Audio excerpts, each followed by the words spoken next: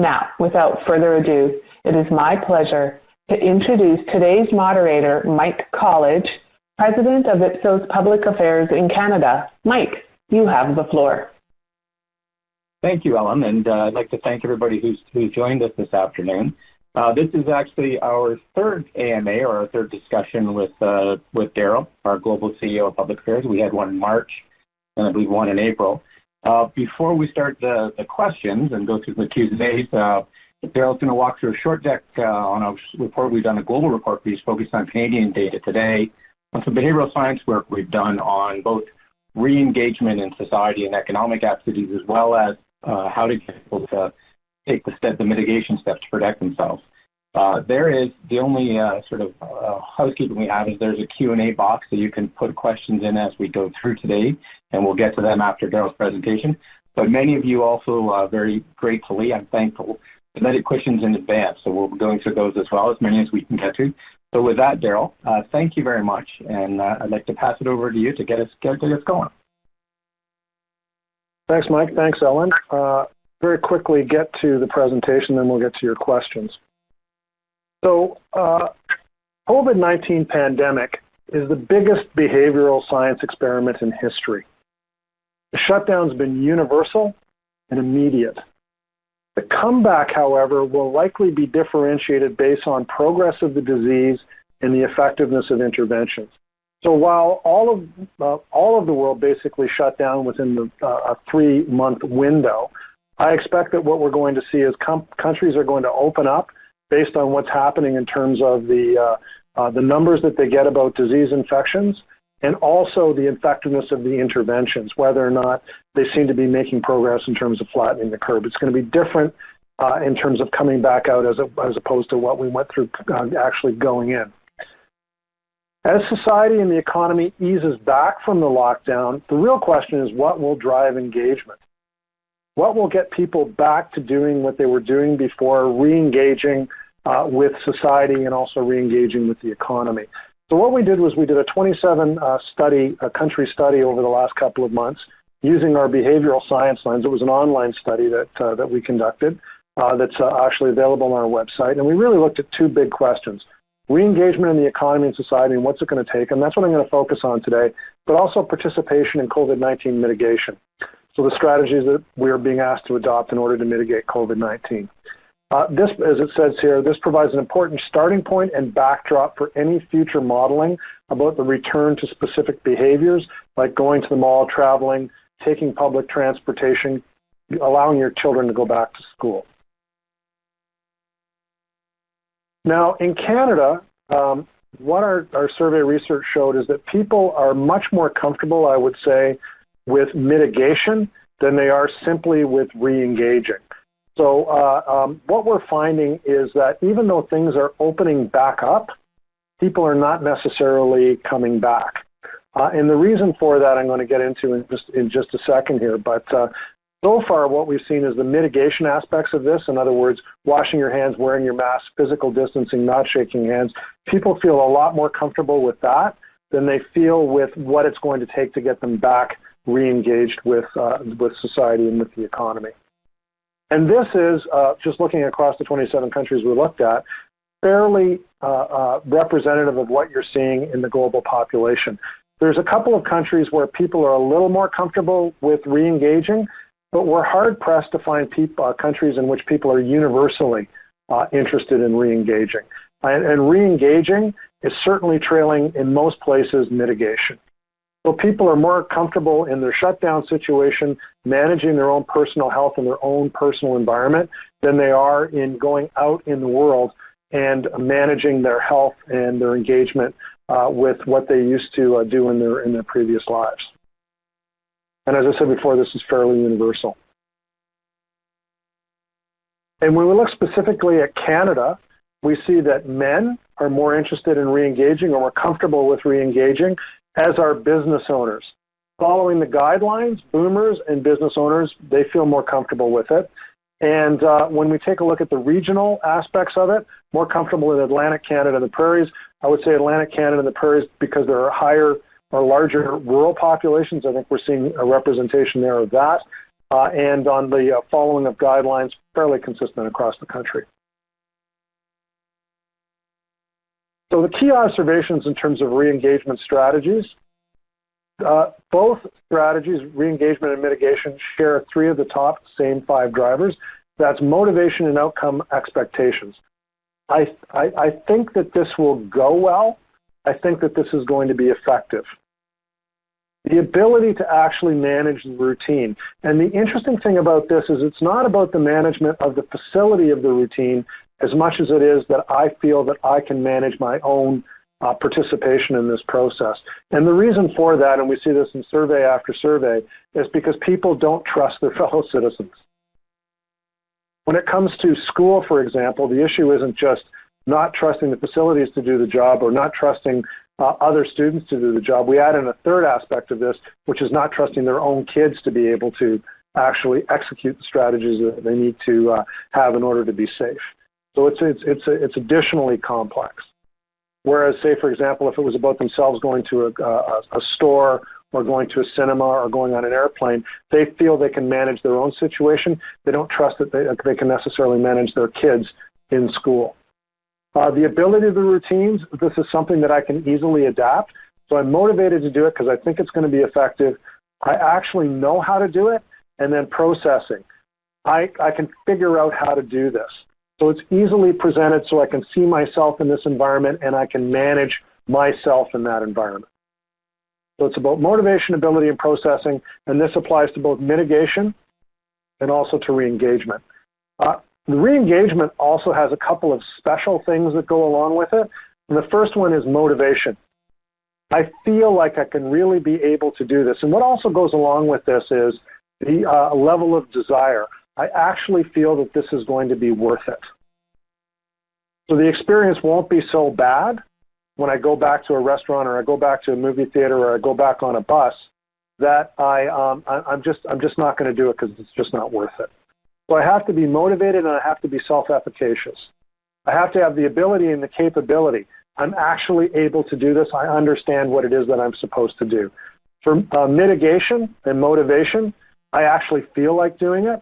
And then the second part of this is it actually makes me feel good to do it. So the idea that I wash my hands, I stay socially distant, I can control my own environment, actually makes me feel good about what I'm doing.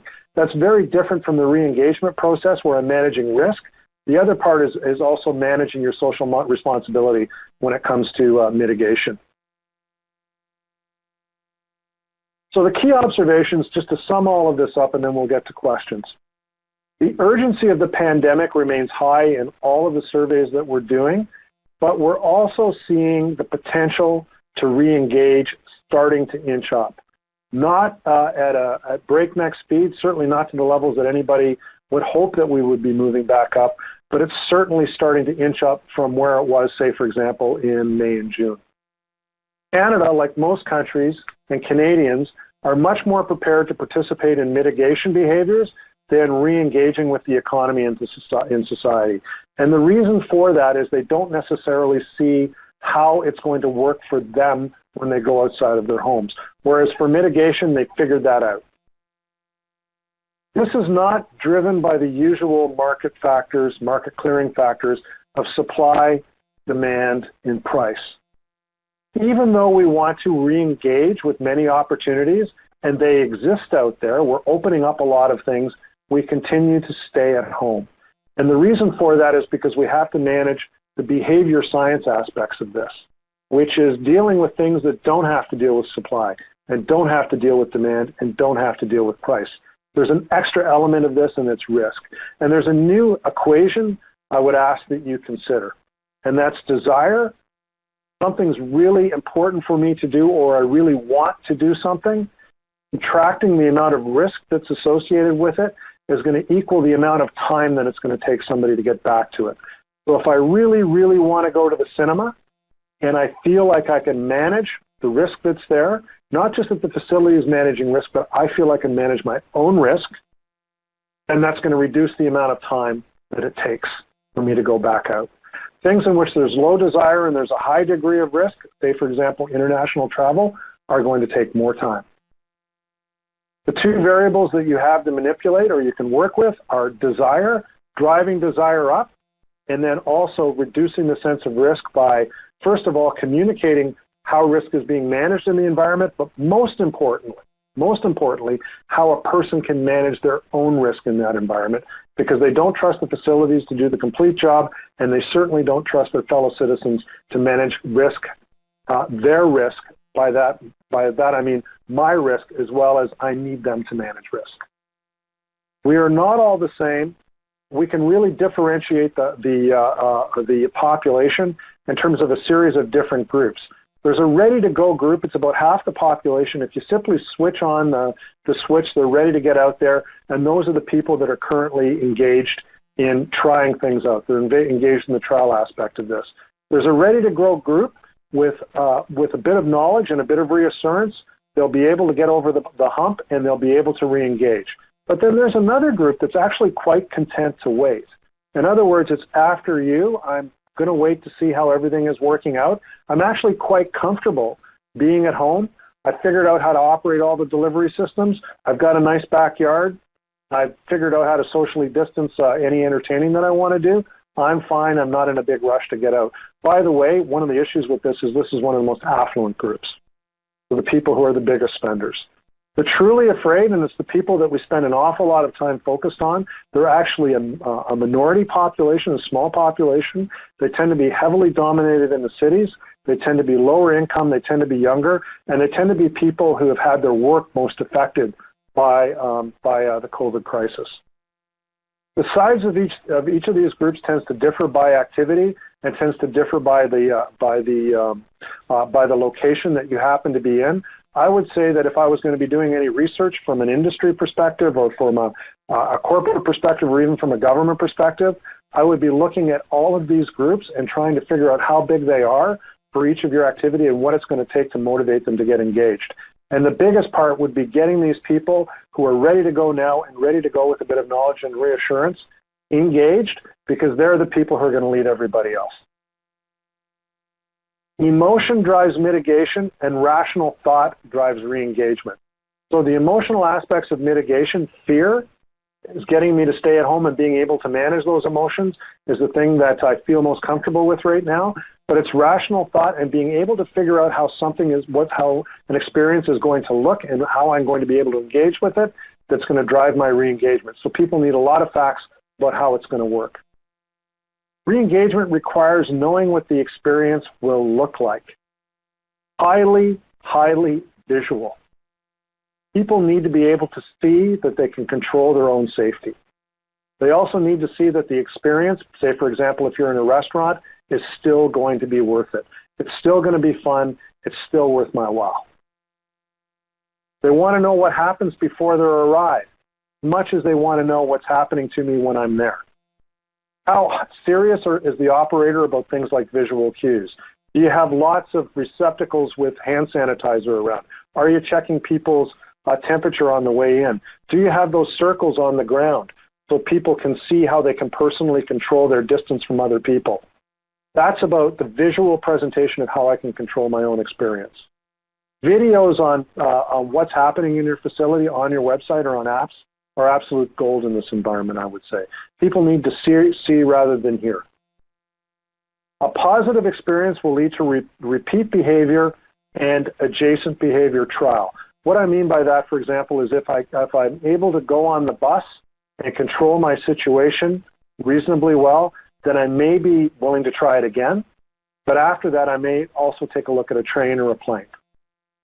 So we'll tend to expand out based on our experience. And finally, on the role of masks, I think that one of the things that we've, among all the great things that our public health professionals have done, one that they've misread a bit is the role of masks in this. It's not whether or not masks work. We spent an entire period of time, almost a couple of quarters, debating whether or not we should advise people to have masks based on whether or not they actually prevented the spread of the virus.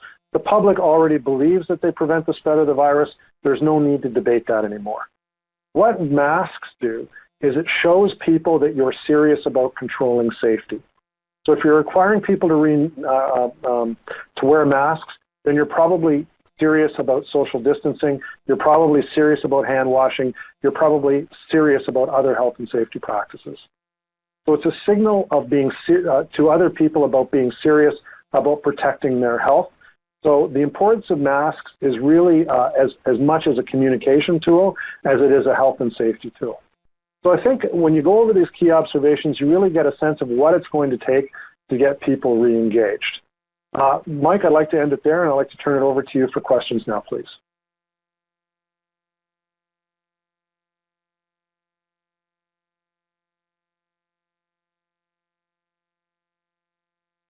Mike, you're still muted.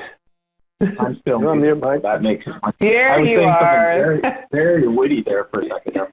No, I like that you ended off talking about masks, because from what we've seen in our data and from what you've walked through, it's clear that the vast majority are willing to wear masks and to take those mitigation efforts. But if you look at at least what I see in social media, you would almost think that half of the population are anti-mask, and those who are violently anti-mask. So you get a real disconnect between sort of the media and what we see and what gets pushed forward as opposed to what we actually see in the data. 2 points on that, Mike, quickly. The first one is that, yes, the people who are being shown in viral videos and we're seeing in social media being really upset about masks are a very small minority, first of all. The vast majority of the population is on side with wearing masks. Even if they don't wear them themselves, they think everybody else should be wearing them. The second thing, and really important here, is the idea that, say, for example, a hospital or a shopping facility or a restaurant would refuse service to somebody who wasn't wearing a mask doesn't communicate to the public that you're being unreasonable. It actually communicates quite the opposite. It communicates that you're being serious about protecting the health and safety of your other customers. So if you want to refuse people service, not that I'm sure anybody wants to deal with confrontation or you don't want to communicate this in a really negative way, the actual message that goes out from the public is to the public is that you're serious about their health and safety rather than you're clamping down on the rights of your customers. Mm-hmm. Thanks. You mentioned the 50% or so who are in the ready-to-go category, but also that the content to wait are higher income, higher ed, bigger spenders. Is there any reason why the content to wait wouldn't look at the ready-to-go's experiences as they re-engage and as presumably it's safely and not follow them? Or is that a good strategy to focus on those who are ready to go, prove success, and then bring others along? Yeah, so it's a really good point. Yes, the ready to go are going to be the after you folks. I mean, they're going to be the people who are going to go first. And based on their experiences, that'll be a powerful communications vehicle to people who are content to wait. But the other issue that we have to deal with is there's this lack of desire to re-engage. So I may have liked to go to restaurants, but I can live without it. Can we move up the desire elements of that a little bit? And maybe what that's going to take is some specials. Maybe it's going to take some price offers. Maybe it's going to take some extra advertising to remind people about why they enjoy doing a particular thing. So the risk part can possibly be managed by showing the experience of others, but the desire element has to be pushed up too. That's why I present it as an equation. Moving up any one of those, moving down risk and moving up desire is how you get the content back in. And then it's experiences from there, because we've seen from day one the perceived risk in grocery stores and the willingness to re-engage because of the need has been higher to re-engage, lower in terms of perceived risk, because people started to walk in the same order, follow the distance rules, and see that, I can get groceries without contacting COVID. Yeah, what we're dealing with right now is trial. So that means a hyper-aware group of people who are going in there and kicking the tires and trying to figure out whether or not they need to do things. Once they go in and as we said, once people go through a positive experience, it will lead to repeat. And then after that, they'll start trying things that are adjacent as they start to feel more comfortable. And the group that is at the front of that are the people who are ready to go now, disproportionately men, disproportionately middle-aged, a bit more affluent, people who tend to live in the suburbs and community, less likely to be urban. Those are the people who are out there giving things a try more regularly than the rest of the population right now. Okay, thanks. We had a question from one of the participants asked them, is there a difference, or do you think there will be a difference between people's willingness to re-engage in their own workplaces, places they've known before, and their willingness to move from work to home to go back, versus other areas like recreation, entertainment, other venues? Well, yeah, I think it's going to be based on that desire point. I mean, part of the thing on that equation is, the downside of not doing something. So the positive desire, and then there's the negative aspect, I would say, which is, I'll be less engaged at work, a less productive employee. I miss my colleagues, that kind of thing. That's something that will get people back to the workplace. And once they get there, then they will, if they can manage the situation, their own personal health situation effectively, and they see that the environment is being managed effectively, they give it a try and it's worthwhile and it pays off in the way that they thought, then they'll keep doing it. But then what it will lead to is going out to other places where people are present. So maybe you go out for after dinner drink or after work drinks, or you go out for lunch with your colleagues, or you try on other things. So we're going to do this gradually. It's not going to happen all at once.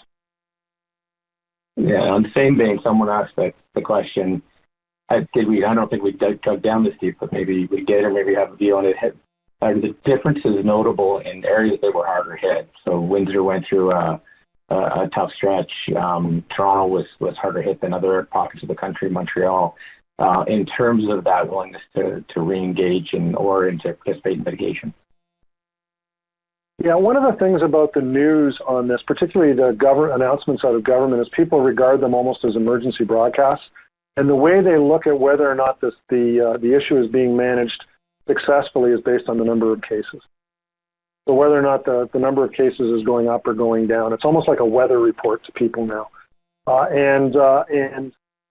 To the extent that they see cases going down, you can expect that it'll be easier to get people out. To the extent that you see cases going up, and by up I mean significantly up, it'll be harder to get people to go out. So that's the number people are looking at. Now, the sad part of that is that it's not necessarily an accurate number as to what's going on with the disease in any particular jurisdiction, but it's the one number that seems to get reported consistently, and people have really approached that as the definitive number that they look to in order to judge the amount of risk that's out there. So one of the things that you can use to predict what's going to happen to your business is if that number goes up dramatically, you can expect the level of participation in your business will likely go down.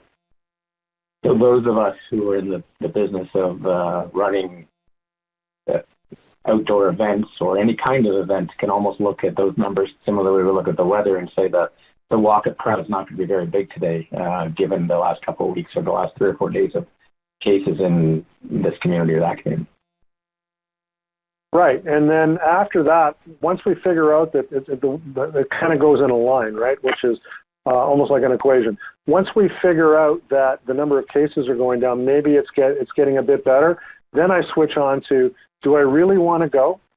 And if I really want to go, what's the experience going to look like? Not what's going to be like, but what's it going to look like? And the reason I'm looking at that is I want to see it's actually going to be enjoyable. And then after that, that I can actually manage what my interaction is going to be with other people. I can manage my own safety. So is it going to be fun to go to a drive-in? Yeah. What's it going to be like? What do I hear from other people? What does the experience look like? Is it worth going to a drive-in to watch a movie now? Because I know I can manage my experience, but is it worth it? So you can see, just like in your own life, I'm sure you're looking at all these things. Everybody who's on this call is looking at all these things, and what I'm saying is not really a big surprise. But that's how the rest of the population is looking at it too. Great. I want to switch a little bit because I mentioned earlier on we did these in, I think, mid-March and early April, and it's been a gap. Someone's asked the question, what's the biggest change in behavior been? But specifically since the start of COVID to today, what do you think has been the biggest change, either in behavior or in public views over the last, let's say, 5 months? Well, obviously, the biggest change in behavior is getting people to stay home and follow the instructions of public officials.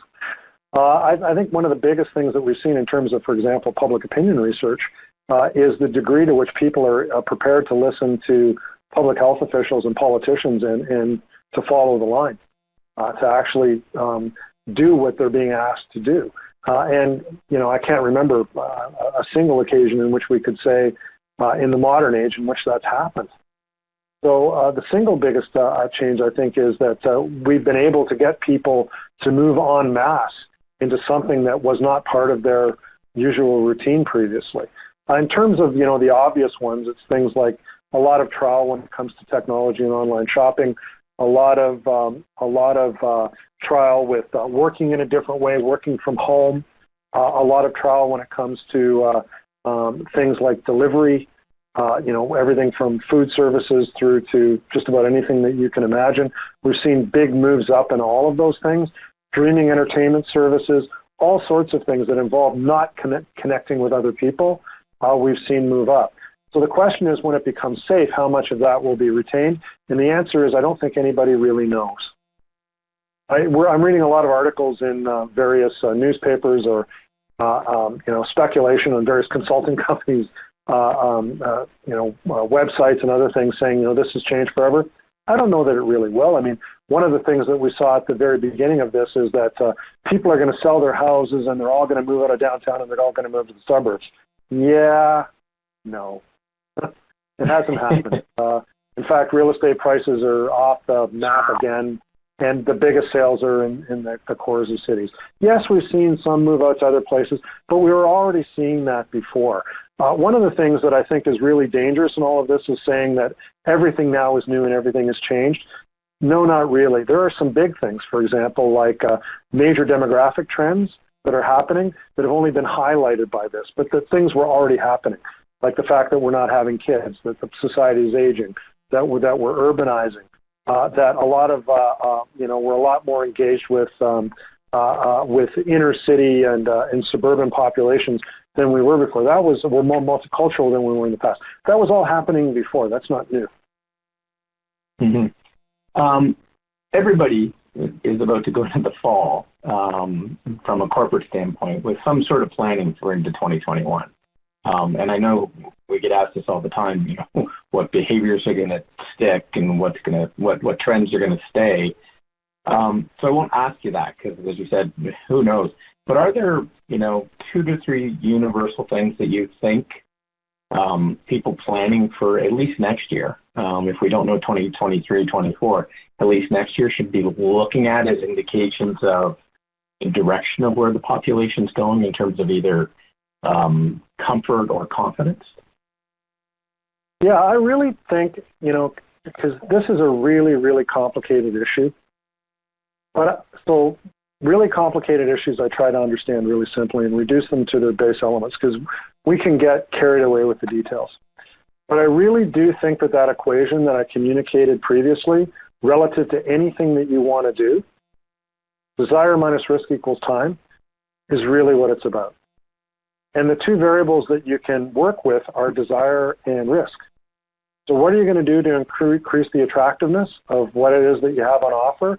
And if there's risk associated, how are you going to reduce the amount of risk that's associated with that, particularly the degree to which a person can control their own exposure to risk? And if you can manage those effectively, it'll reduce the amount of time that it's going to take for somebody to do it again. Now that sounds like, that's way too simple. Believe me, we've been doing more research on these topics over the last 6 months than just about anything I've ever researched outside of an election campaign in my entire career. And it really, every time I think that it's different from this, it really does get reduced back to that.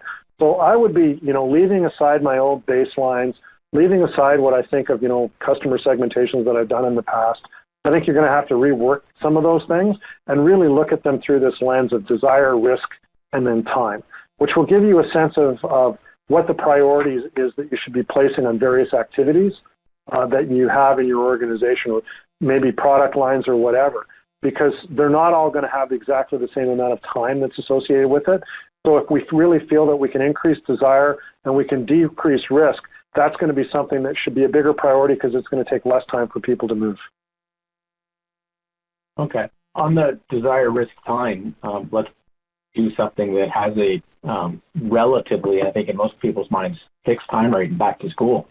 What's the pressure on government to deal with the risk portion? Presumably the desire is something that's going to be driven by families and whether they have supports at home, whether they can get back to work, et cetera, et cetera. The timeline is going to be driven by governments or the education boards. It could be a week delay or 2 weeks delay. Does that leave them focusing very squarely on communicating and working on the risks, and or are there other factors that come into play on that? Now, this is going to be one of those issues where the communication with parents is going to be incredibly difficult. As I mentioned before, people tend to look at risk in the following way. Is the facility doing what it needs to control my risk? Do I think the people who are going to be there are going to be sufficiently controlled that they're not going to lead to me getting the infection? And then the last factor, which is different when it comes to school than anything else, I have to be able to trust my kids rather than myself in order to be able to protect their own safety. That's a lot of risk you're asking people to assume. So the challenge for school boards or for ministries of education is how this is all going to look and how it's all going to work and how risk is going to be managed in that environment. This is the one area in which there's a well-organized interest with a very strong point of view about how to manage anything that has to deal with education, and that's the teachers' unions, that have a lot of credibility. And you see what they've done is they define the management of risk in terms of class sizes, which of course the class sizes are smaller, so the number of teachers you have to hire is more. There's a kind of a self-interest aspect to this.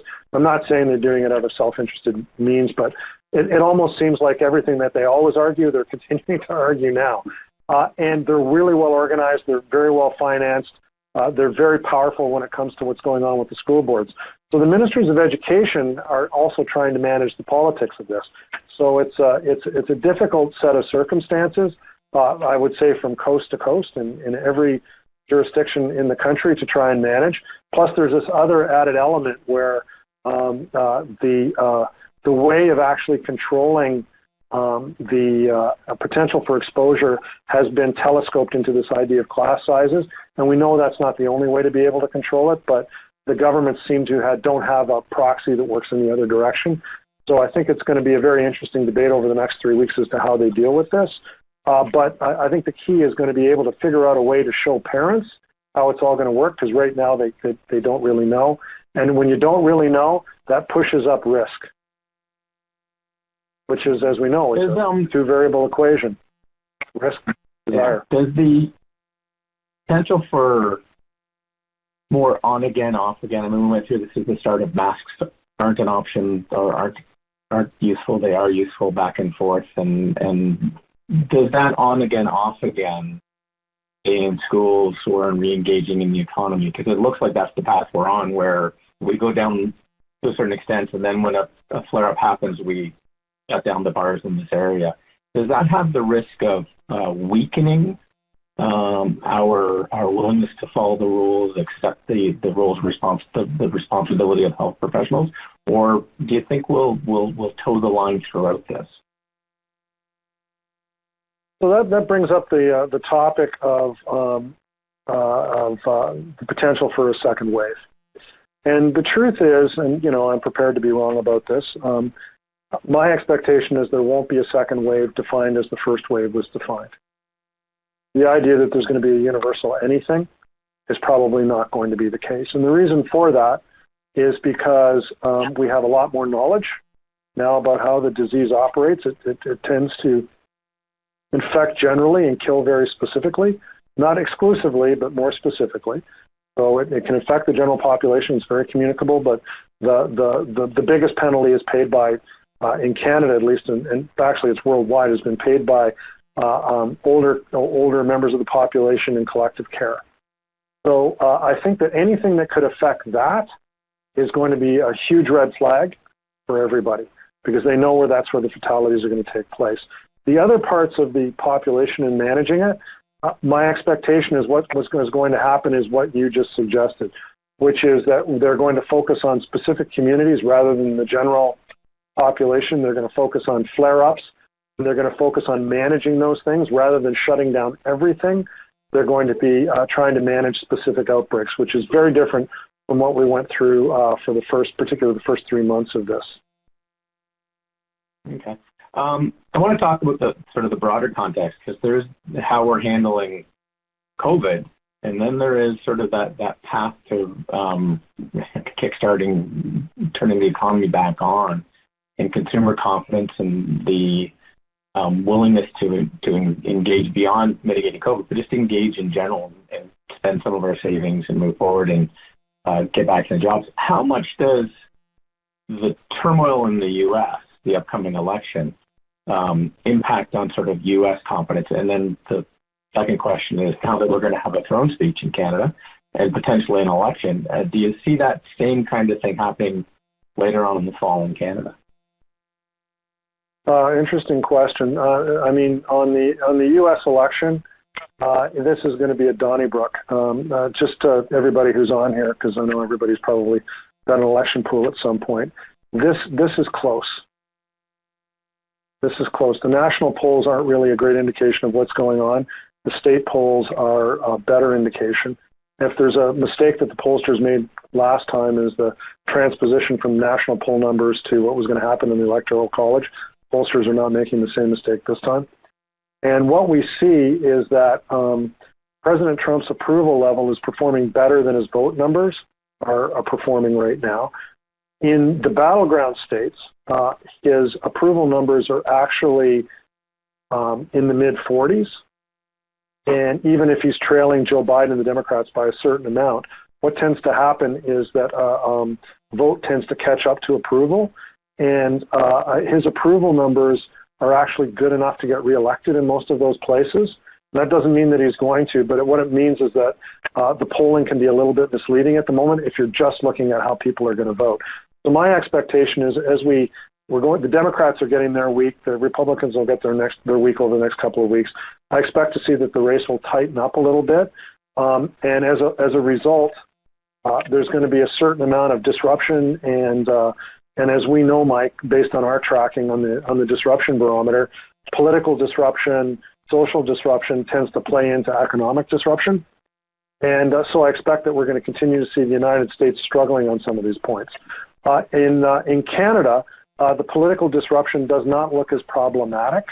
I mean, I think it's entertaining to watch, but it hasn't really affected what's happening in government at the current time.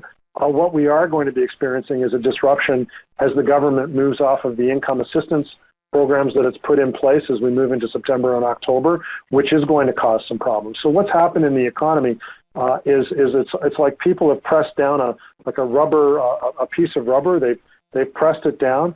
It's now starting to bounce back up. The question is how high it's going to bounce back up. My expectation is that it's going to settle down as we move into the fall. It's going to be reduced to a certain extent by what we see in terms of uncertainty around the American political circumstances, but that it's going to move back up and it's going to find its new normal level, but it's not going to be back to where we saw it in October, November, December of last year. I mean, the Ontario government came out last week and said that we're in a recession. 90% of the population believes we're in a recession. Yeah, okay.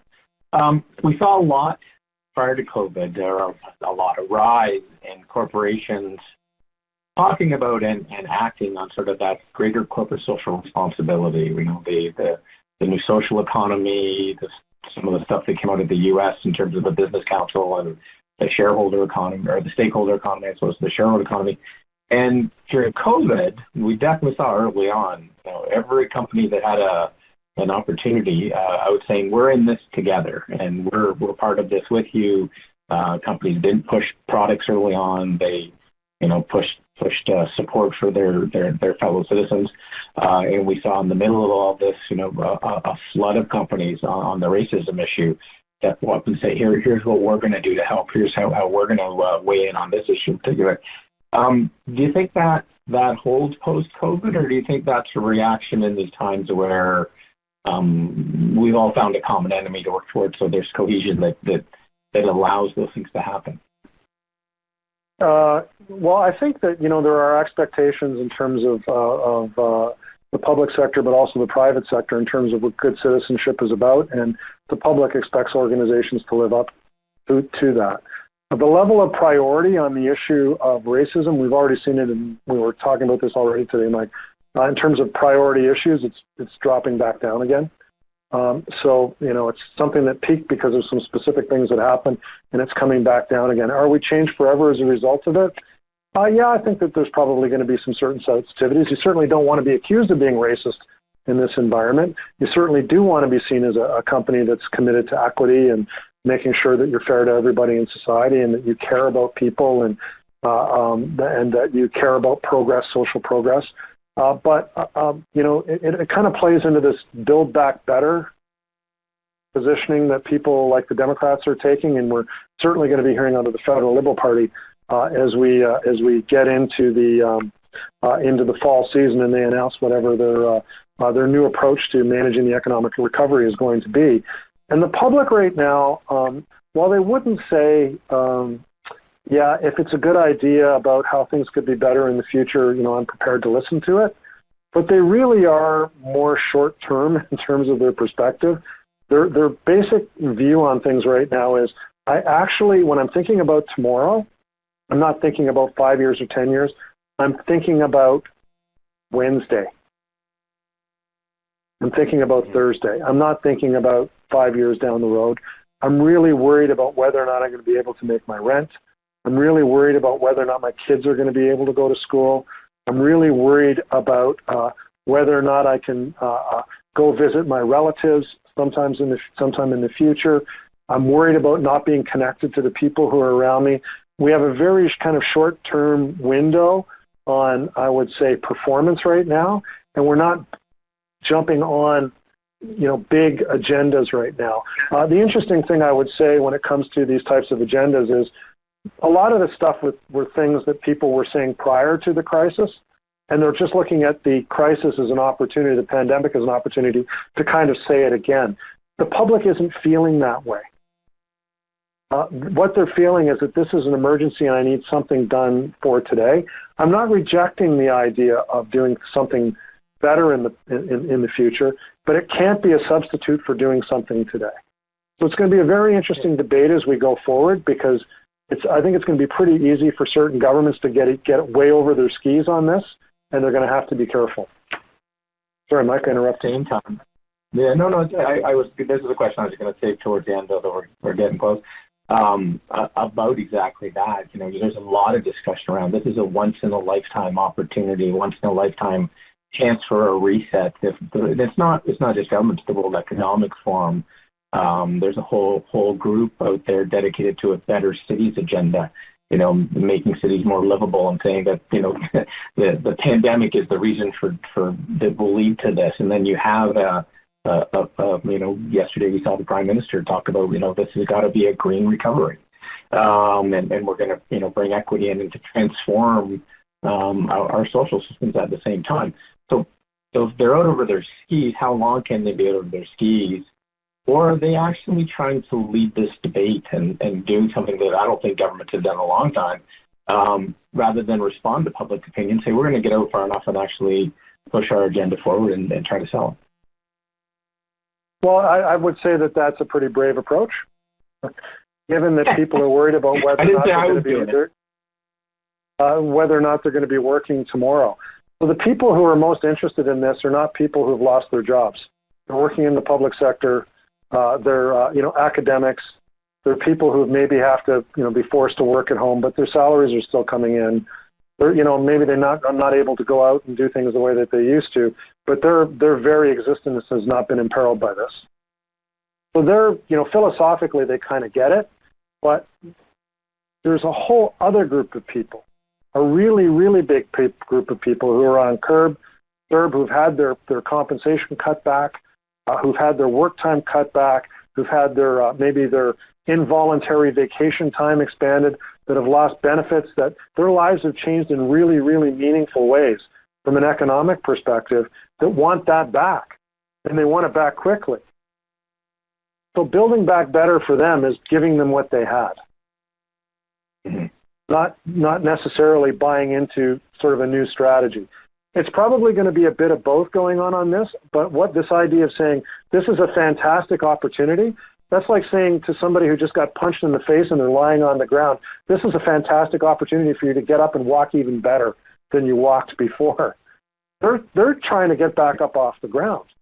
As I said before, If you're an academic, if you're a think tanker, if you're somebody working in government, your life hasn't been affected the way you are if you're working in an auto manufacturing plant in Windsor. They're living a different experience. Fair enough.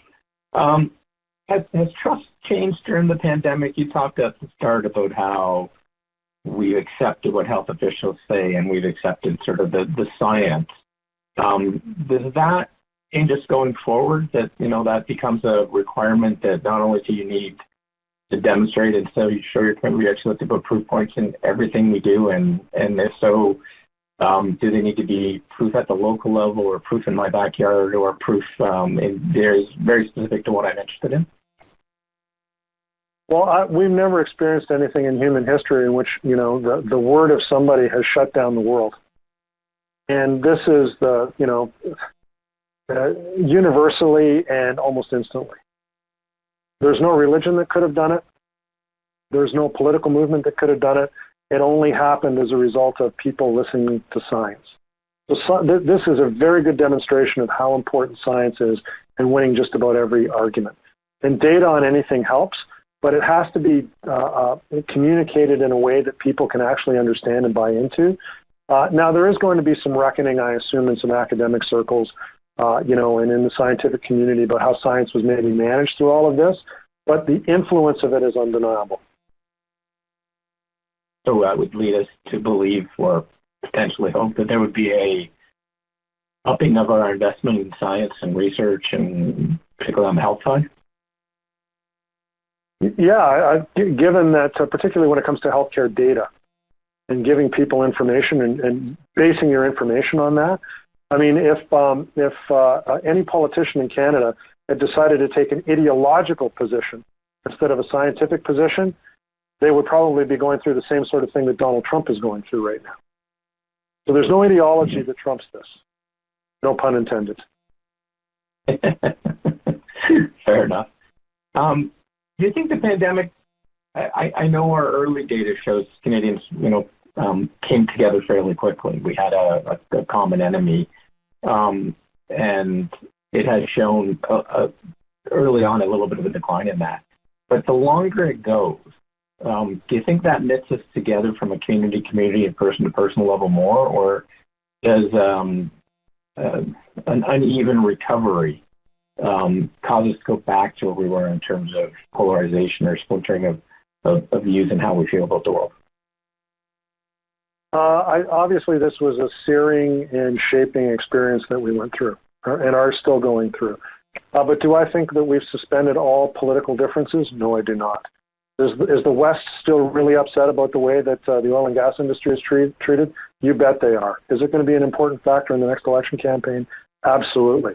If the federal government announces a whole new series of Brave New World programs as a result of whatever recovery that they're going to promise as a result of what they've learned and this great opportunity, do you think that the government of Quebec is going to ask for exceptions in funds instead? You better believe that they will. So I don't think that any of those things have been suspended. They may come back in a different way, but those fundamental aspects of Canadian politics, and in fact global politics, are still there, and they will remain. So what scars us most when we come out of this in 2022, 2023? Is it the prolonged economic slump and uncertainty, job loss, or is it the fear around personal health and COVID, right? I mean, right now, it seems our data shows that people are more worried about the economy than they are about getting COVID. But that may change over time. What do you think? Or are they just so linked right now that it's, that we can't separate the two at the end of the day? I think, this is a general disease, but it's is obviously driven by healthcare, but the effect for most people has been economic. So people losing their jobs, people losing, incomes, people really being disrupted in terms of the progress that they were trying to make in their lives economically. That's going to be the enduring part of this. At some point, we will figure out strategies, and we already are figuring out strategies to manage the disease. There are going to be parts of the global economy that are disproportionately exposed to the disease. Say, for example, like international travel. Who knows, when it's going to come back? It's that equation again. The conference industry. What's going to happen with it? Anything that has to do, the concert industry. What's going to happen with it? The effects are going to be going on for a lot longer. Are we going to figure out how to make schools work? Yeah, we're probably going to figure out how to make schools work in some period of time. Who knows how long it's going to work or it's going to last. But say, for example, the universities and, people who are so dependent on foreign students right now, how are they going to make it work? Well, and they stand a disruption, a financial disruption like the one they're going through right now. What's remote learning going to be like for them going forward? Maybe there's some positive experiences that come out of this in terms of the product that they're able to deliver in terms of education. All of these things will be sorted out. But I think the short-term implications of this, and by short-term, between now, I'd say the next year, the next 12 months, so between now and next September, are mostly going to be focused on how we get the economy to recover. And first and foremost, and that is potentially a vaccine or treatments that allow us to move further into that. And what we know based on our research is until we have a treatment that is safe or a vaccine that works and is safe, significant portions of the population will not be able to return to doing what they used to do. Do we have at the end of all that, I know this is casting away out a bit of people have talked about revenge travel and revenge buying and a real counterculture shift back to celebration, or do you think we end up somber and sort of cautious and for a prolonged period after that? I know that's asking you to predict. That it's almost impossible, but what does public opinion? Well, it depends on it. I wrote about this in a book that I just put out called Next. And people tend to have generational markers. They almost wear them like medals. I call them in the book, I call them emblems. And they really do define how people who live through similar experiences, how they tend to see things. So, for example, people who lived through the Depression and the Second World War tend to have a very different view of the economy and how things work in government and other things than people who didn't live through those experiences. Baby boomers who lived through the 1960s and the counterculture tend to have a different way of looking at things. People who are going to live through this as a generation are going to have a different way of looking at various things. These series of events have marked us forever in a way that other significant events have marked different generations forever. And what that will mean going forward in terms of commercial and political terms, we don't really know. But whatever has happened to the world over the space of this last 6 months has been searing, and I don't expect that we will lose the marks that we've absorbed as a result of that and how those affect our behavior quickly. It's not going to be just going back to everything that we did. But by the same token, it's not just going to be everything is new and everything starts over again either. I think certain things are going to be highlighted and enhanced, certain things will continue, but other things will change. Because there's a certain drive to grow our economies, grow ourselves, that tends to make us more resilient and push us from a social standpoint in a certain direction. Well, the single biggest thing that's going on in the world population today is the fact that we've stopped having kids and the population is rapidly aging. So the thing that we're going to experience more than anything else over the space of the next 30 years, for example, I wouldn't say the next 20, is a continued expansion of the number of people who are in that retirement category or older citizen category, the ones most affected by COVID, and a continuing decline in the number of people who are in the population that will support them. In fact, there was a very interesting story in Bloomberg a couple of days ago about 2/3 of Canadian immigration has been cut off this year as a result of COVID. The only reason our population is growing, folks, is because of immigration. We basically stopped having kids. So how's COVID going to affect that? Well, I wrote an interesting piece in the Globe and Mail, I thought it was interesting anyway, with John Ebbetson last week about what's going to happen as a result of this.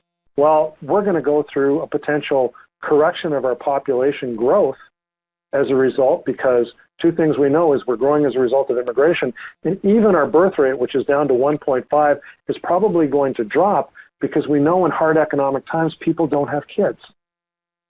So that factor of increasing older population, decreasing younger population is going to take a bump.